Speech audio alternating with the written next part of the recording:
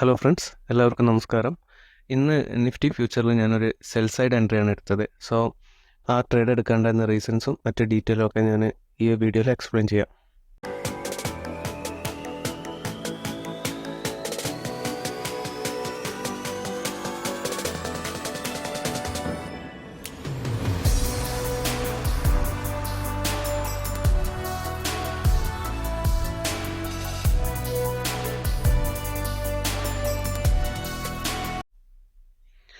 So ഇന്ന് ഞാൻ എൻ്റെ ട്രേഡ് പ്ലേസ് ചെയ്തത് ഈ ഒരു റെഡ് ക്യാൻഡിൽ വന്ന സമയത്താണ്. ഈ റെഡ് ക്യാൻഡിൽ വന്നപ്പോൾ ഞാൻ എൻ്റെ സെൽ എൻട്രി ഇതിന് ബോട്ടത്തിലാണ് ഞാൻ എൻ്റെ സെൽ എൻട്രി പ്ലേസ് ചെയ്തത്. ഇതിന് ടോപ്പിൽ ഞാൻ സ്റ്റോപ്പ് ലോസും വെച്ചു. അതിനുള്ള റീസൺ എന്താണെന്ന് വെച്ചാൽ, ഇന്ന് നിഫ്റ്റി ഒരു 300 പോയിൻറ്റിന് മുകളിൽ ഗ്യാപ്പ് ഡൗൺ ആയിട്ടാണ് ഓപ്പൺ ആയത്.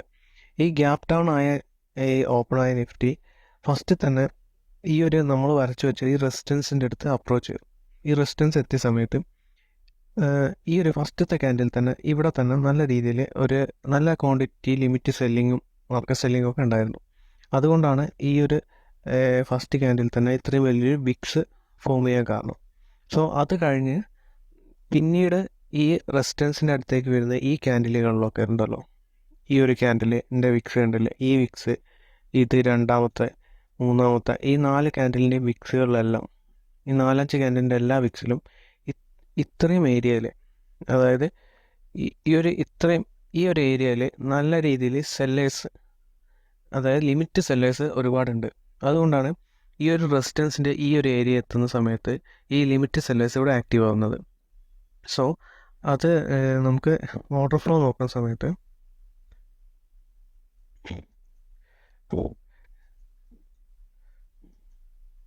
ഇതാണ് മാർക്കറ്റിലെ ഫസ്റ്റത്തെ ക്യാൻഡിൽ.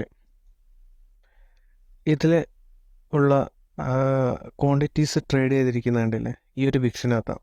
ഈ വിക്സിനകത്താണ് എല്ലാ ക്വാണ്ടിറ്റീസും ട്രേഡ് ചെയ്തിരിക്കുന്നത്. പോരാത്തത് ഈ ഒരു ഫസ്റ്റ് ക്യാൻഡലിൻ്റെ ബോഡിയിൽ ഒരു ക്വാണ്ടിറ്റീസ് പോലും ട്രേഡ് പോലും ചെയ്തിട്ടുമില്ല. സോ ഈ ഒരു പ്രൈസിൽ ബയ്യേഴ്സിനെ സംബന്ധിച്ച് അവർക്ക് ഒരു അട്രാക്റ്റീവ് പ്രൈസ് അല്ല. അതുകൊണ്ട് അവിടുന്ന് അവർ ബൈ ഒന്നും ചെയ്യുന്നില്ല. പോരാത്തതിന് നമ്മളെ ഈ ഒരു റെസിസ്റ്റൻസിൻ്റെ അടുത്തെത്തുമ്പോൾ, ഈ ഒരു റെസിസ്റ്റൻസിൻ്റെ അടുത്തെത്തുന്ന സമയത്ത് ഇവിടെ നല്ല രീതിയിലുള്ള ലിമിറ്റ് സെല്ലിങ്ങും സെല്ലേഴ്സും ആക്റ്റീവ് ആവുന്നുണ്ട്. അതുകൊണ്ടാണ് ഈ ഒരു ക്യാൻഡിലുകൾ കണ്ടില്ലേ, ഇതൊക്കെയാണ് അവിടെ ആ ഒരു റെസിസ്റ്റൻസിൻ്റെ അടുത്ത് ഫോം ചെയ്ത ക്യാൻഡിൽ. ഈ ഒരു ക്യാൻഡിലെ കണ്ടില്ലേ, ഇവിടുത്തെ സെല്ലിങ് ആക്ടിവിറ്റി, അതേപോലെ തൊട്ടടുത്തുണ്ടായിരുന്ന ക്യാൻഡിലിൻ്റെ സെല്ലിങ് ആക്ടിവിറ്റി, അത് കഴിഞ്ഞിട്ടുണ്ടായിരുന്ന ക്യാൻഡിലിൻ്റെ സെല്ലിങ് ആക്ടിവിറ്റി, അത് കഴിഞ്ഞിട്ടുണ്ടായിരുന്ന ക്യാൻഡിൽ. അപ്പോൾ ഈ എല്ലാ ക്യാൻഡിലും ആ ഒരു ഏരിയ എത്തുന്ന സമയത്ത് നല്ല രീതിയിലുള്ളൊരു ലിമിറ്റ് സെല്ലേഴ്സ് ആക്റ്റീവ് ആവുകയായിരുന്നു. സോ അത് കഴിഞ്ഞ ഒരു കൺഫർമേഷൻ പോലെ നമുക്ക് ഈ ഒരു ക്യാൻഡിലിനെ ഈ ഒരു റെഡ് ക്യാൻഡിൽ വന്നു. ഈ ഒരു റെഡ് ക്യാൻഡിൽ വന്ന സമയത്ത് നമ്മൾ ഓർഡർ ഫ്ലോ നോക്കുന്ന സമയത്ത് ഇതാണ് ആ ഓർഡർ ഫ്ലോയിലെ ക്യാൻഡിൽ. ഈ ഒരു റെഡ് ക്യാൻഡിൽ വന്ന കണ്ടില്ലേ, ഈ ഒരു റെഡ് ക്യാൻഡിൽ ഈ ഒരു ക്വാണ്ടിറ്റി ഇതൊരു ലിമിറ്റ് സെല്ലിങ് പോലെ. അതുപോലെ കൂടാതെ ഇവിടെ വന്നിരിക്കുന്ന ഇംബാലൻസുകൾ ഉണ്ടല്ലേ, ഇതൊക്കെ ഇംബാലൻസാണ്. അപ്പം ഈ ഒരു റെഡ് ക്യാൻഡിലിൽ ഒരുപാട് സെല്ലിങ് ഇംബാലൻസും ഉണ്ടായി.